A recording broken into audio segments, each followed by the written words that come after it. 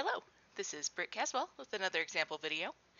In today's video, I'm covering example 1 from section 7-3 in the SavvasRealize Algebra 1 textbook. The goal of today's video is to determine the square of a binomial and hopefully to come out of this with a formula. Okay, so part A says why is a plus b squared considered a special case when multiplying binomials? Well, the reason why it's considered a special case is because we see it so many times. So when I FOIL it out or distribute it out, remember this square is saying that I'm taking a plus b and multiplying it times a plus b again. Alright, you can see it right here. So what that means is that when I multiply them together, I get this nice little blend here. Alright, once you've FOILed and collected the like terms. Now it doesn't necessarily have to be a plus b, it could be a minus b, but it changes the formula here to say minus instead of plus. Alright, but if you can remember this formula or recognize the pattern, then often it's going to make it easier when we get to factoring, which is what we're covering in our next section. Okay, so let's go ahead and let's look at how to quickly multiply this out. Okay, this does make for very quick multiplication. So first we need to identify our a term.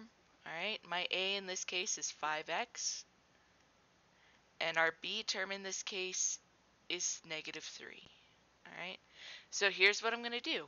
Because this is a minus, I'm going to be using the minus form of the equation. Okay, so my formula says I need an a squared. So I'm going to have 5x squared. And then there's a minus 2 times a, so again the 5x, times b, and then plus b squared. Just keep that. Okay. Oops. Remember your b is a 3. So there we are. So there we have it.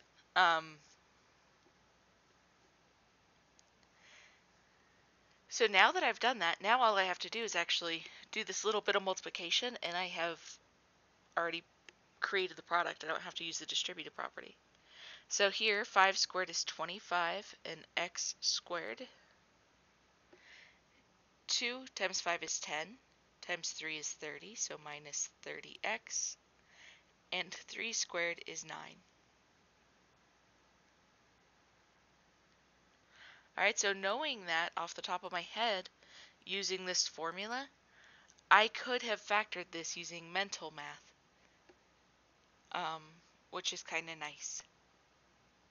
So let's go ahead and let's try this again. This time, I'm going to try cutting out that middle step.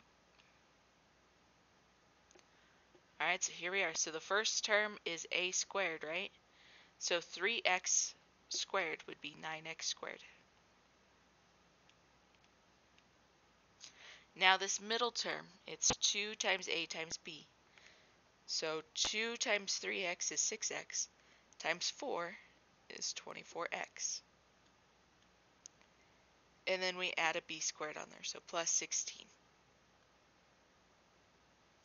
Bada boom, bada bing, there it is. Alright, so just remember you have to do that middle part is where kids get thrown off. They often remember to square the front and square the back, but they forget that you multiply them together and times by 2 to get the middle. Okay? So now let's talk about part C here, and then the mini part B. We can use the square of a binomial to find a product of like 29 squared using mental math without actually having to write stuff down. And what we do for that is I'm going to say that 29 is the same thing as 30 minus 1. Alright. Now the reason for that is that 30 can easily be squared. And so if I follow this pattern, right, where a is 30 and b is 1, I can quickly multiply out 29 squared without the use of a calculator. So let's watch this. So a squared, so 30 squared is 900 minus 2 times 30 times 1. So 30 times 1 is 30, times 2 is 60. And then plus b squared, so plus 1 squared. Okay, so then 900 minus 60 is 841. So it's kind of nice, but kind of at the same time, right? Most of us would be like, just put it in a calculator. But if you don't have one handy, well, then this is an okay method. So now 71 is the same thing as 70 plus 1. So I just go to the nearest 10 and then add or subtract something. So here's my A and here's my B. So 70 squared, because I'm doing my A squared portion, is 4,900 plus 2AB. So A times B in this case is 70 times 1, which is 70. And so 2 of that is 140. Now notice on this it's a plus because there's a plus in my set of parentheses. So just be aware of that. And then plus b squared is 1. So altogether 71 squared is, ooh, got to carry my 1 on this when I go to add. So I have a 1, a 4, 9 and 1 is 0, so then it would be 50.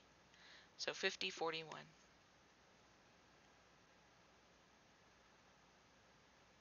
And of course you could check yourself on a calculator, right? So there you have it, guys. That is how to determine the square of a binomial. Make sure to have that formula written down, and you guys have a great day.